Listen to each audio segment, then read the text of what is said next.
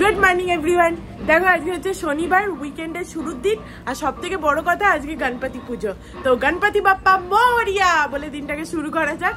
আর আজকে সকালে আমাদের না একটুখানি বেরোতে হবে, তো অর্কর কিছু কাজ আছে। অর্ক প্রথমে বলেছিল একটু দেরি করে গেলেও হবে, কিন্তু এখন বলছে যে ওর ফোন এসেছিল যে তাড়াতাড়ি যেতে হবে। না বলে চ আমিও যাবো তোর সাথে তাহলে। তো ওই জন্য একবার মেন মুম্বাইয়ের দিকে যেতে হবে।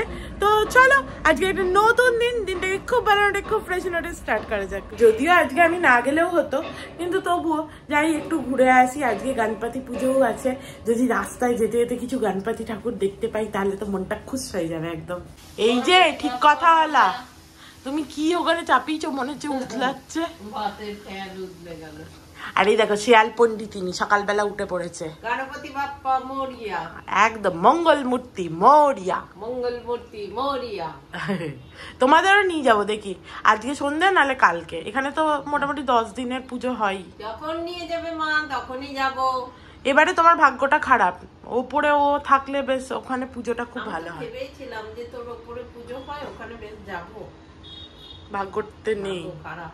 এই দেখো বাদাম নিয়ে এসছে সকাল সকাল, চলো বাদাম খাই। যা করবো দাও, ওর কত বাথরুমে গেল, বেরো। দেখো মা চা দিয়ে দিয়েছে, চলো চাটা খাই।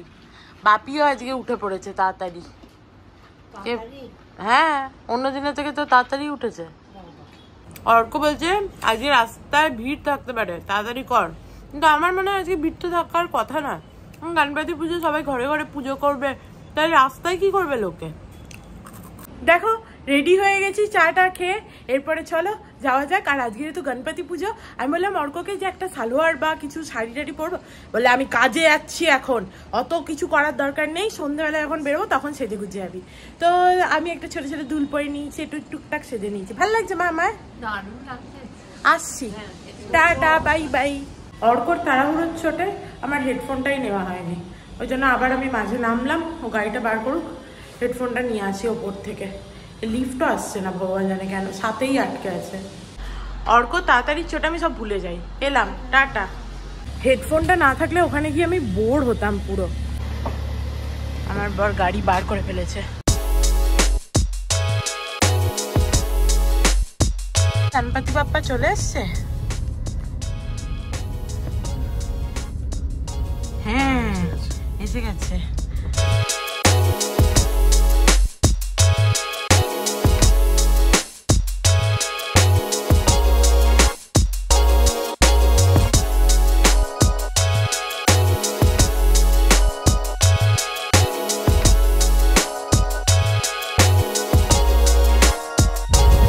আজকে সবাই কিরকম গণপতির মূর্তি নিয়ে যাচ্ছে, চারিদিকে মুখগুলোকে বেঁধে বেঁধে নিয়ে যাচ্ছে। এখন তো দেখানো যাবে না, না চারিদিকে অনেকগুলো এরকম গণপতি মূর্তি। এই দেখো সামনেও সব গণপতি মূর্তি নিয়ে যাচ্ছে, কি ভালো লাগছে আজকে। একদম সবাই গণপতি মূর্তি নিয়ে যাচ্ছে। তোমাদের তো দু একটা দেখাতে পারলাম, বাট এরকম কত লোককে যে দেখলাম গণপতি মূর্তি নিয়ে যাচ্ছে, খুব ভালো লাগছে দেখে।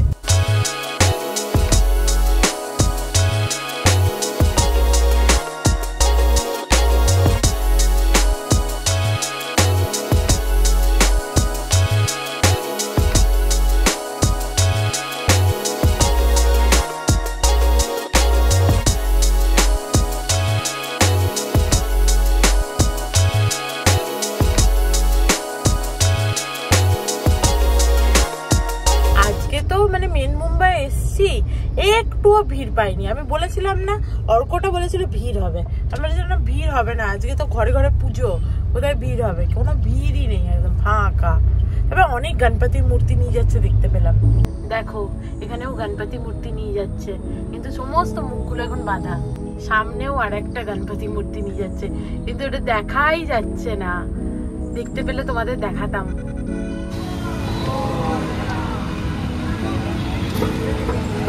আরে বাহ, কি দারুণ লাগছে। ইস, শুধু পিছন থেকেই দেখতে পেলাম, সামনে থেকে দেখতে পেলাম না। সারাটা রাস্তা কিরম রোদ ছিল, এখন দেখো কিরম মেঘলা লাগছে। চলো চলে এসেছি। আমার তো মনে হয় অর্কর আজকে তাড়াতাড়ি কাজ হয়ে যাবে, কারণ আজকে গণপতির দিন তো সেরকম ভিড় থাকবে বলে মনে হচ্ছে না। কিরকম ঝমঝম করে বৃষ্টিটা আরম্ভ হয়ে গেল বাবা, একটু আগেই রোদ ছিল। আমাদের হাফ কাজ হয়েছে, আমরা যেহেতু কিছু খেয়ে বেরোয়নি, বললো 1.5 ঘন্টা টাইম লাগবে। 1.5 ঘন্টা মানে ধরো 2 ঘন্টা টাইম লাগবে এখনো। তো ভাবলাম কিছু খেয়ে আসি, খুব খিদে পেয়ে গেছে। তো ওই জন্য একটা রেস্টুরেন্ট ছিল সামনে, তো সেখানে চলে এলাম, ক্যাফে অ্যাকচুয়ালি। তো চলো কিছু খাই।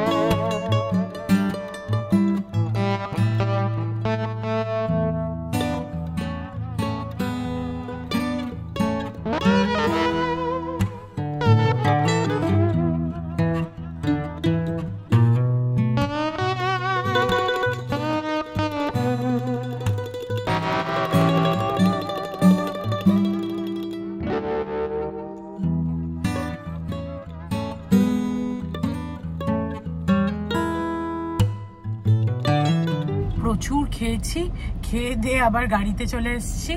1 ঘন্টাই ওখানে স্পেন্ড করেছি আমরা, আরো আধ ঘন্টা বসে থাকতে হবে। তো চলো, ভাবছিলাম যে এডিট আজকে করব কি করব না, আজকে একদম ইচ্ছা হচ্ছে না, একটা ফেস্টিভ মুড লাগছে। বাট না, এখানে বসে বসে এডিটটা বরং করেই নি। আজকে ভেবেছিলাম তাড়াতাড়ি কাজ হয়ে যাবে, অর্কর সাথে আসাটাই আমার আজকে উচিত হয়নি। আর পুরো একদম স্ট্রেসড আউট হয়ে গেছে, আমার চোখ মুখ দেখো একবারে বসে গেছে, আমার পারছি না। আর বাড়ি গিয়ে একটু চান টান করে শুতে পারলে বাঁচি। মাকে ফোন করে দিয়েছিলাম যে মা আজকে অনেক দেরি হবে মনে হচ্ছে, অ্যাকচুয়ালি আজকে গণপতির দিন তো ওই জন্য আরও দেরি হলো। আমি ভেবেছিলাম তাড়াতাড়ি হয়ে যাবে, মানে যাই হোক হোয়াট এভার। তো চলো এবার বাড়ি যাওয়া যাক।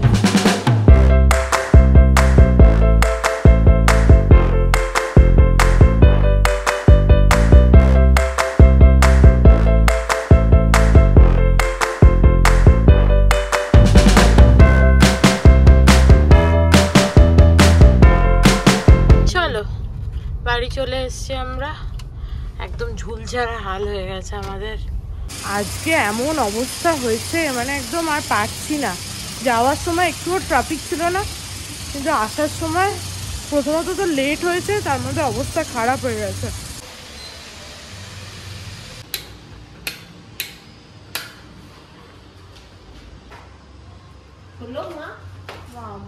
দেখো একটুখানি বাড়ি এসে চান টান করে একটুখানি ফ্রেশ লাগছে মুখটা, নাহলে তো একদম মুখটা পুরো শুকিয়ে গেছিল। যাই হোক একটুখানি এবার পিঠটা সোজা করব।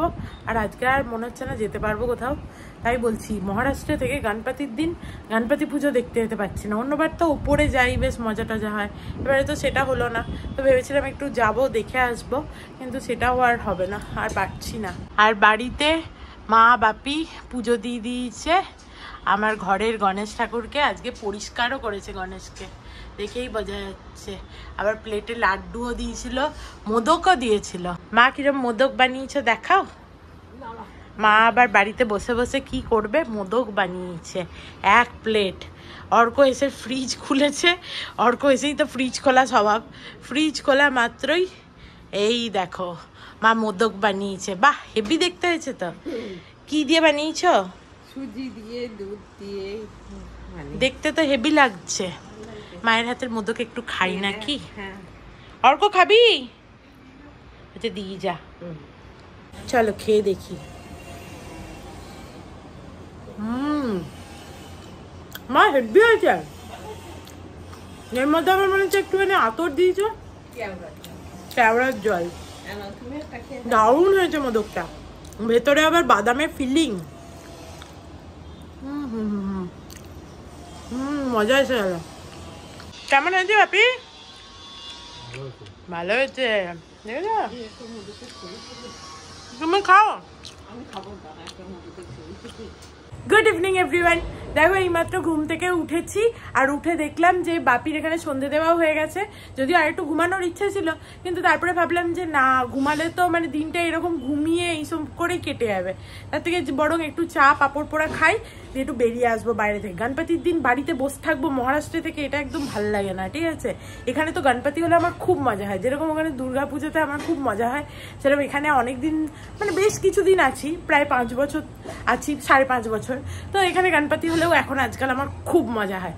আর চারিদিকে হচ্ছে গান টান বাজে, আলাদাই একটা ফেস্টিভ মুড থাকে। চলো মা, তাড়াতাড়ি চা করো, দিয়ে যাবো। চল। আর এখানে কি করছো? এখানে একটুখানি ওই যে ছোলা শসা। বাবা, ভালো তো, সেরা তো। আর একটু মুড়ি। বাহ, কি ভালো দেখতে লাগছে, দেখি একটু খেয়ে।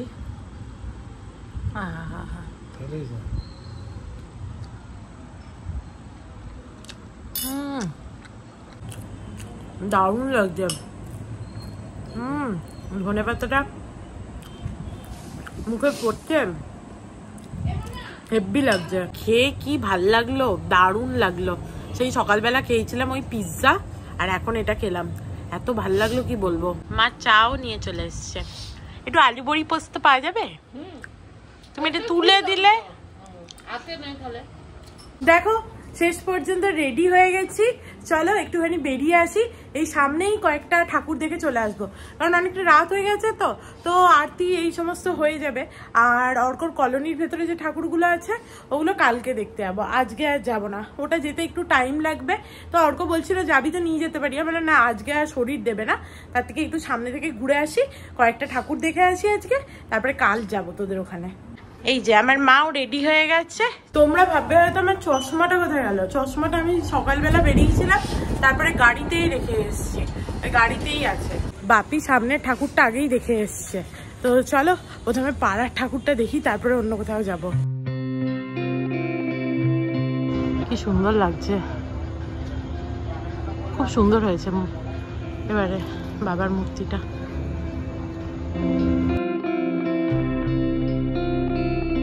চলো পাড়ার পুজো দিয়ে ঠাকুর দেখা আরম্ভ করলাম, এবার অন্য কোথাও যাই।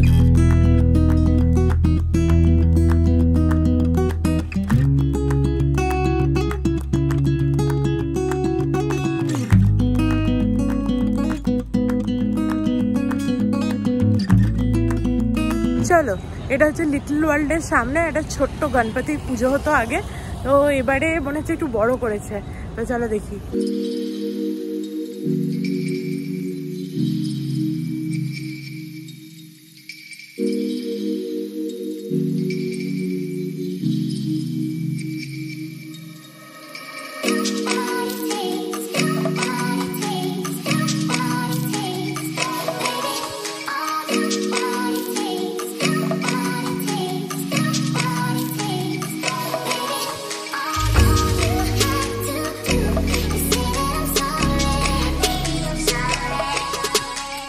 এবারে বাপ্পার মূর্তিটা কত বড় বানিয়েছে। আমি মা বাপি দুজনের ফটো তুললাম পাশে, এখানে সাইডে দিয়ে দেবো, তাহলে বুঝতে পারবে কত বড়। একদম মা বাপিকে একদম ছোট্ট ছোট্ট লাগছে। কেমন লাগলো বাপি ঠাকুর দেখে? খুব ভালো লাগলো, খুব ভালো লাগলো। বাপি আবার দেখলাম প্রসাদ তুলেও খেয়ে নিয়েছে ওখান থেকে টুক করে। আমাকে বলছিল খাবে, না আমি আগে খেয়ে এসছি, আর খাবো না। হ্যাঁ, ওখানে আমাদের সুজি প্রসাদ দিয়েছিল তো।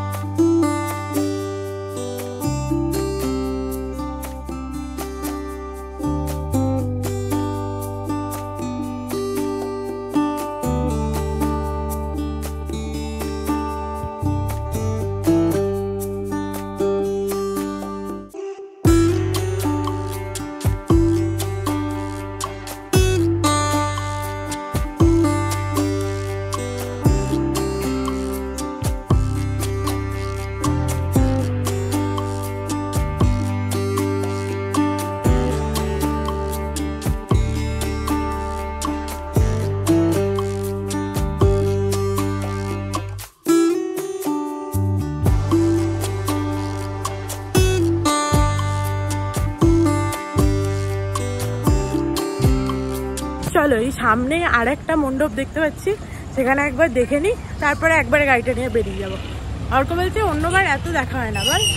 হ্যাঁ, অন্যবার কিছুই দেখা হয় না, কারণ আমাদের উপরে পূজা হয় তো, ওদের ওখানেই থাকি, ওই জন্য আর বেরোনো হয় না।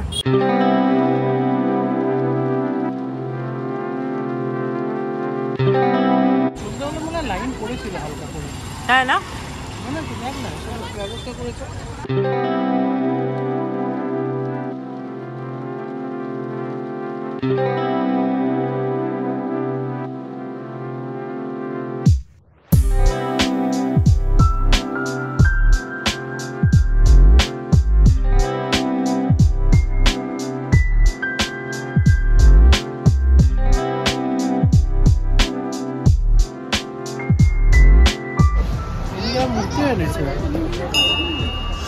Wow.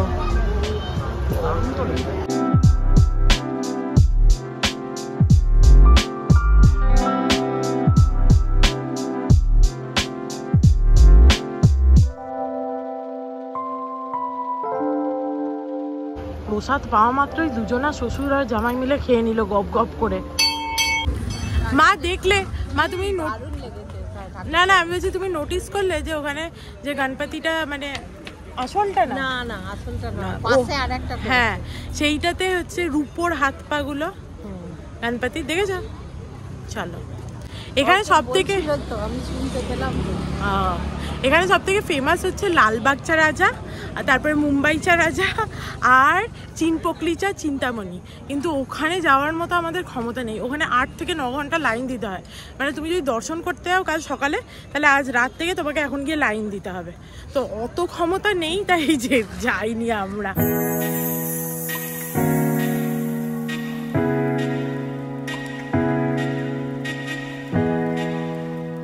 বাহ, কি ভালো হলো এখানে সিএনজি পাম্প পাওয়া গেছে, আর ওদিকে যেতে হবে না। অর্ক বলেই ছিল যে ফেরার পথে সিএনজি ভরাবে, ভালোই হলো, ফেরার পথে সামনে একটা সিএনজি পাম্প পেয়ে গেলাম, নাহলে আবার পিছন দিকে নিয়ে যেত আমাদেরকে। এখানেও বেশ সুন্দর লাইটিং করেছে, দেখি মাঝা মরিয়া লেখা আছে। কি সুন্দর রাস্তাটা সাজিয়েছে রে, ভালো লাগছে।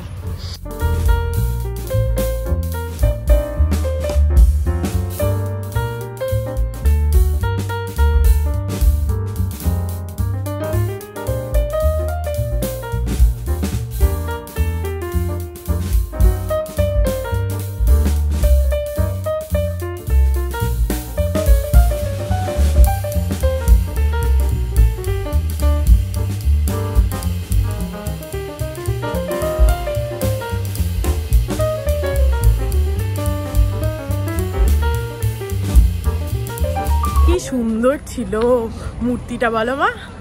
দারুণ লাগলো। মা নামতে চাইছিল না।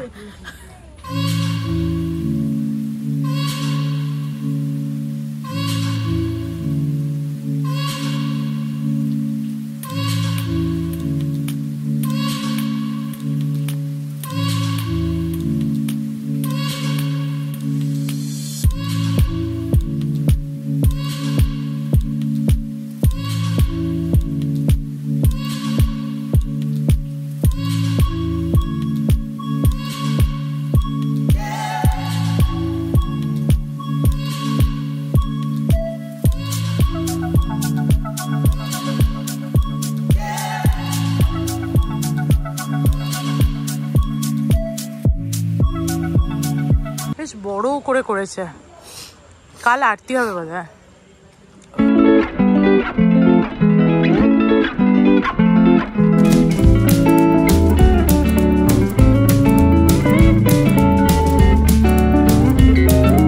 চলো, লাস্টে সন্ধ্যে থেকে রাত অবধি আমাদের ভালোই গণেশ পুজোর পরিক্রমা হলো। এরপরে বাড়ি যাওয়া যাক। বেশ মজা হলো কিন্তু, বলো মা? একদম ভালো লেগেছে। মায়ের মনটা একটু খারাপ হচ্ছিল যে উপরে পুজোটা হয়, এবারে হয়নি, মায়ের দেখার ইচ্ছে ছিল। তো তার থেকে ভালো কত প্যান্ডেল হপিং হলো। দেখো বাড়ি এসে ভালো করে মুখ হাত পা ধুয়ে নিয়েছি, আরেকজন এখানে খেতেও বসে গেছে। এবার আমরা খাবো আর তার সাথে সারেগামাপা দেখবো। তো চলো আজকের মতো ভিডিওটাকে এখানেই এন্ড করছি।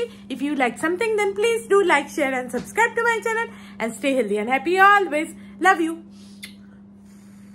By bye. আর হ্যাঁ, লাস্টে আরেকবার গণপতি বাপ্পা মোরিয়া, মঙ্গল মূর্তি মোরিয়া।